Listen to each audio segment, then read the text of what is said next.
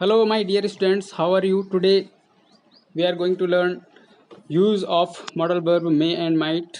I hope you all will be great and I am also fine. So let us start today's chapter.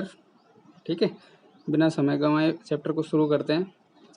Use of May and might modal verb in English. चाहे आप परीक्षा की competitive exam की तैयारी कर रहे हैं, चाहे बोर्ड एग्जाम की कर रहे हैं, चाहे आप स्पोकन इंग्लिश की प्रैक्टिस करना चाहते हैं, तो ये चैप्टर आपके लिए निश्चित रूप से हेल्पफुल होने वाला है. देखो, यूज ऑफ मॉडल वर्ब मे. ठीक है, सबसे पहले मे का यूज देखते हैं. तो मे का जो यूज है, इसका अर्थ होता है हिंदी में सकना. ठीक है, सकना होता है हिंदी में, इसका अर्थ होता है सकना. अब अगर हम बात करें किस टेंस में इसका सेंटेंस होता है, तो इसका जो सेंटेंस होता है वो प्रेजेंट टेंस में होता है. ठीक. नेक्स्ट जो इम्पोर्टेंट टॉपिक है इसके संबंध में वो ये है कि यूज ऑफ मे देखते हैं. मे का यूज होता है परमिशन या रिक्वेस्ट के लिए. यहाँ पे रिक्वेस्ट लिखना मैं भूल गया. रिक्वेस्ट के लिए होता है. ठीक है, परमिशन भी होती है उसमें निहित. अब देखो कैसे होता है. परमिशन लेने और देने दोनों के लिए होता है इसका यूज. ठीक है, लेने के लिए भी होता है और देने के लिए. जैसे आप कोई बोलता है कि क्या मैं अंदर आ सकता हूँ. आप क्लास में अंदर आते हैं, स्कूल में या किसी ऑफिस में जा रहे हैं, तो आप बोलते हैं कि क्या मैं अंदर आ सकता हूँ. तो इसका यूज बहुत फॉर्मल होता है. एक चीज आप नोट कर लेना, फॉर्मल होता है. फॉर्मल यूज होता है इसका. औपचारिक मतलब औपचारिक जगह पे इसका यूज होता है. जो औपचारिक जगह होता है, जैसे स्कूल है, ऑफिस है, आप कहीं ऑफिस में जा रहे हैं. ठीक है, तो मे का यूज परमिशन के लिए होता है, लेने और देने दोनों के लिए होता है. देखते हैं, उदाहरण से समझते हैं. क्या मैं अंदर आ सकता हूँ. मे आई कम इन. ठीक है. You may open the window if you want. आप विंडो मतलब खिड़की खोल सकते हैं. इफ यू वांट, यदि आप चाहते हैं. इसकी हिंदी ये है. देखो, यहाँ पे परमिशन दी जा रही है. ठीक है, अनुमति दी जा रही है. फर्स्ट वाले में अनुमति ली जा रही थी. उसके बाद देखते हैं नेक्स्ट यूज है may I have some water please. क्या मुझे कुछ पानी मिल सकता है. रिक्वेस्ट भी की जा रही है, साथ ही साथ परमिशन ली जा रही है. ठीक है, तो क्या मुझे थोड़ा पानी मिल सकता है. देखो, प्लीज वाले में आप कुड का यूज भी कर सकते हैं. बहुत पोलाइट रिक्वेस्ट के लिए कुड का भी यूज होता है. तो अगर आप कुड का यूज करोगे तो सेंटेंस गलत नहीं होगा. आप एग्जाम के पॉइंट ऑफ व्यू से बता रहा हूं आपको. उसके बाद है मे का सेकंड यूज होता है पॉसिबिलिटी के लिए. ठीक है, संभावना के लिए. पहला यूज आपको परमिशन विद रिक्वेस्ट के साथ बता दिया है. सेकंड यूज होता है पॉसिबिलिटी के लिए, संभावना के लिए. वह आज आ सकती है, संभावना है उसके आने की. ठीक है, लेकिन पॉसिबिलिटी क्या होती है, हाई होती है. ऐसे में 70% पॉसिबिलिटी है उसके आने की. हाई पॉसिबिलिटी के लिए किसका यूज होता है, मे का यूज होता है. और लो पॉसिबिलिटी के लिए माइट का यूज होता है. ये आप देख लेना. वह आज आ सकती है, आपकी बहन कहीं जा रखी है, वो वहां से आ रही है, तो सी मे कम टुडे. आप केवल पॉसिबिलिटी जता रहे हैं. दूसरा है आज वर्षा हो सकती है, तो it may rain today. It may rain today. आज बारिश हो सकती है. आप लिखते जाना. ठीक है.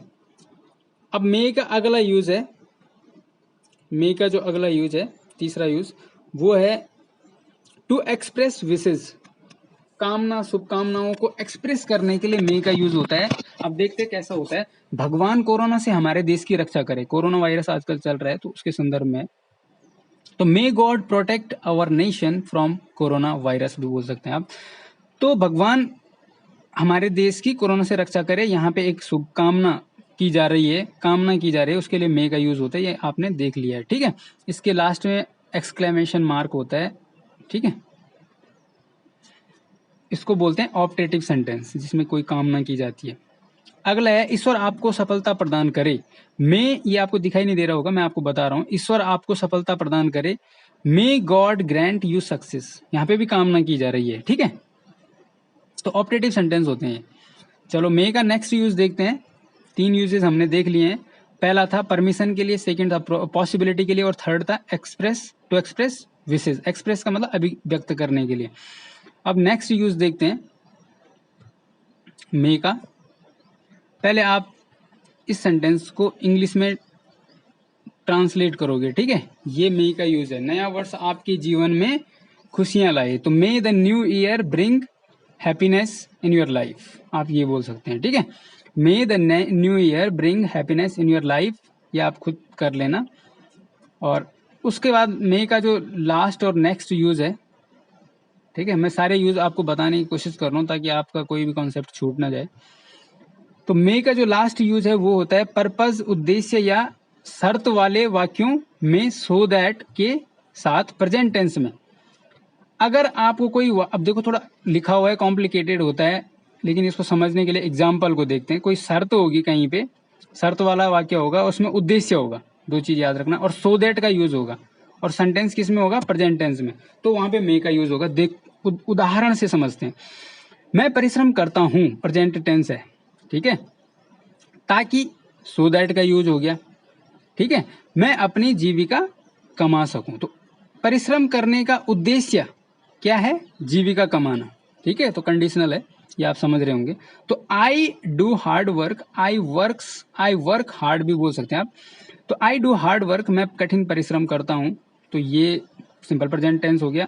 ताकि के लिए सो दैट का यूज होता है, सो दैट, ताकि आई मे अर्न लिवलीहुड, माई लिवलीहुड, मैं अपनी जीविका कमा सकूं, तो ये आप समझ गए होंगे। दूसरा है शीतल कठिन परिश्रम करती है, सिंपल प्रेजेंट टेंस है, प्रेजेंट टेंस का यूज हो रखा है, तो किसका यूज होगा, मे का यूज होगा, ठीक है। और ताकि सो दैट परीक्षा में अच्छे अंक ला सके, उसका उद्देश्य क्या है, अच्छे अच्छे अंक लाना है, ठीक है, इसलिए वो परिश्रम करती है, तो उद्देश्य की बात की गई थी। तो Sheetal works hard so that, ताकि she may get good marks in the exam, ताकि वो एग्जाम में अच्छे अंक प्राप्त कर सके। अब एक ये आपके लिए होमवर्क है कि मैं रोज सुबह योग करता हूं ताकि स्वस्थ रह सकूं, ठीक है। आई डू योग या योगा एवरी मॉर्निंग बोलेंगे आप, एवरी मॉर्निंग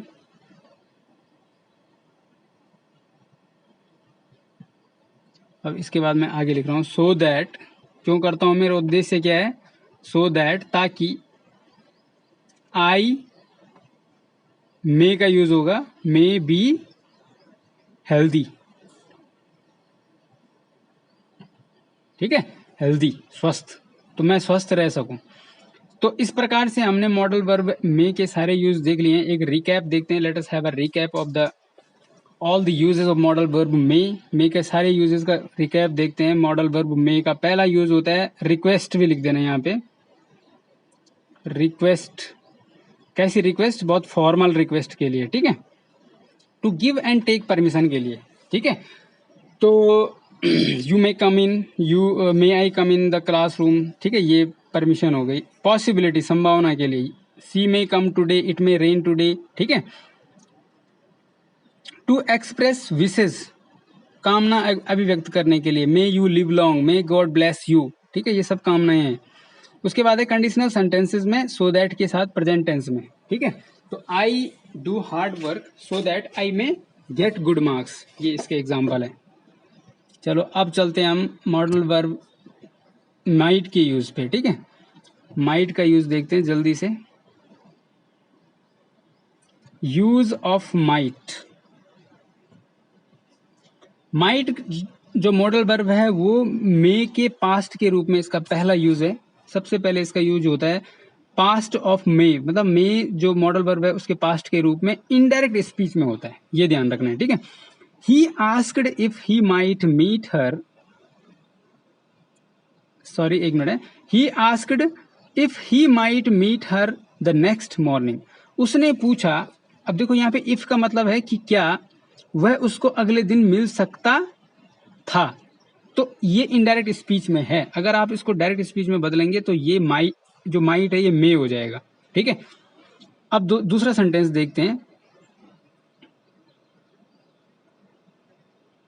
दूसरा सेंटेंस है सी told me that I might use her car, उसने मुझे कहा कि, सी टोल्ड मी मतलब उसने मुझे कहा कि, दैट का मतलब कि, I might use her car, मैं उसकी कार यूज कर सकता हूं या कर सकता था। तो यहां पे जो माइट का यूज है वो मे का पास्ट है। अब देखो ये डायरेक्ट स्पीच में कैसा था, ये सेंटेंस ऐसा था, सी सेड टू मी, उसने मुझे कहा, you may use my car, आप मेरी कार यूज कर सकते हो। अब इसको जब हमने इनडायरेक्ट स्पीच में बोल दिया, इनडायरेक्ट स्पीच मतलब उसी के शब्दों में, नहीं अपने शब्दों में, सॉरी अपने शब्दों में जब हम बोलते हैं तो सी टोल्ड मी, उसने मुझे कहा कि I might use her car, कि मैं उसकी कार यूज कर सकता हूँ। तो इस प्रकार से मे माइट का जो यूज है मे के पास्ट टेंस के रूप में इनडायरेक्ट स्पीच में होता है। पहला यूज आप देख चुके हैं। सेकंड यूज देखते हैं माइट का। माइट का सेकंड यूज पॉसिबिलिटी के लिए होता है। अब आपने कहा देखा होगा कि मे का भी यूज पॉसिबिलिटी के लिए होता है, तो वो मैं आपको लास्ट में डिफरेंस बता दूंगा कि क्या अंतर है। आज बारिश हो सकती है, लेकिन बारिश होने के चांसेस क्या हैं, बहुत कम है। फॉर लेस पॉसिबिलिटी के लिए माइट का यूज हो सकता है, ठीक है। तो इट माइट रेन टुडे, आज बारिश हो सकती है, प्रेजेंट टेंस की बात है, लेकिन पॉसिबिलिटी की जा रही है, लेकिन कम है। रॉबर्ट पढ़ने में कमजोर है, वह फेल हो सकता है, ठीक है, ये भविष्य की पॉसिबिलिटी है, अभी नहीं है। तो Robert is weak in study, Robert पढ़ने में कमजोर है, he might fail in the exam, वो परीक्षा में फेल हो सकता है। पॉसिबिलिटी जताई जा रही है भविष्य के लिए, फ्यूचर पॉसिबिलिटी के लिए, तो यहाँ पे पॉसिबिलिटी के लिए माइट का यूज हो रहा है। अब नेक्स्ट देखते हैं, माइट का जो लास्ट यूज है वो है might is used for purpose, उद्देश्य, जो मैंने वहां में बताया था, इन कंडीशनल सेंटेंसेस में सो दैट के साथ, लेकिन पास्ट टेंस में होता है, अगर पास्ट टेंस का यूज हो रखा है, ठीक है। तो उदाहरण से समझते हैं।